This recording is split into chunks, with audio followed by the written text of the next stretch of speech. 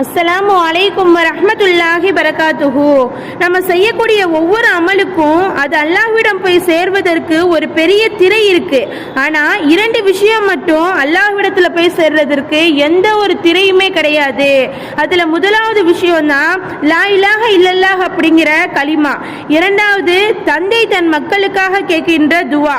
இந்த ரெண்டு விஷயமுமே அல்லாஹ்விடத்துல போய் சேர்றதுக்கு எந்த ஒரு தடையுமே இருக்காதுன்னு ரசூலுல்லாஹி ஸல்லல்லாஹு அலைஹி வஸல்லம் அவங்க சொல்லியிருக்காங்க.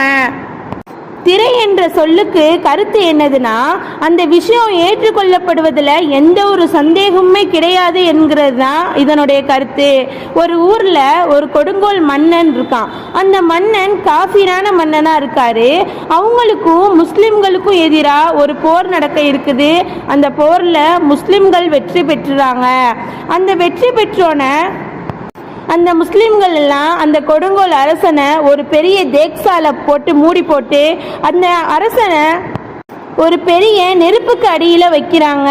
அந்த அரசன் அவங்களுடைய பல தெய்வங்களை வேண்டுறாங்க. எந்த தெய்வமுமே அவங்களுக்கு உதவி செய்ய முடியல. அவங்களுக்கு கடைசியா லா இலாஹ இல்லல்லாஹ் அப்படிங்கிற கலிமா ஞாபகத்துக்கு வருது. அது அவங்க மன உறுதியோட சொல்றாங்க. உடனே அல்லாஹ் தஆலா ஒரு மலையை இறக்கி அந்த நெருப்பை அணைக்கிறான். திரும்பவும் அவங்க மன உறுதியோட லா இலாஹ இல்லல்லாஹ்ங்கிற கலிமாவை சொன்னபடியே இருக்காங்க. ஒரு புயல் காத்து அல்லாஹ் தஆலா அனுப்பி அந்த தேக்ஸாவை பறக்க வச்சு ஒரு சிறிய கிராமத்துல அல்லாஹ் தஆலா போய் விடுறான்.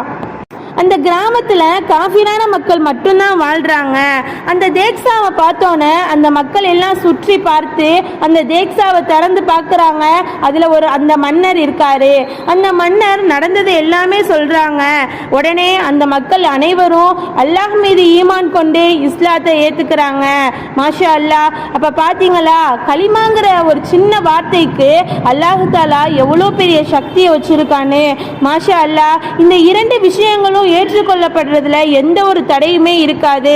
இன்ஷா அல்லாஹ் நம்மளுடைய வாழ்க்கையிலும் அதிகமாக லா இலாஹ இல்லல்லாஹ் என்ற கலிமாவை பயன்படுத்தி இம்மையிலும் மறுமையிலும் வெற்றி பெற்று சோனம் செல்லக்கூடிய பாக்கியத்தை எல்லாம் அல்லாஹ் தந்தல்வானாக. ஆமீன். அஸ்ஸலாமு அலைக்கும் வரஹ்மத்துல்லாஹி பரகாத்துஹு.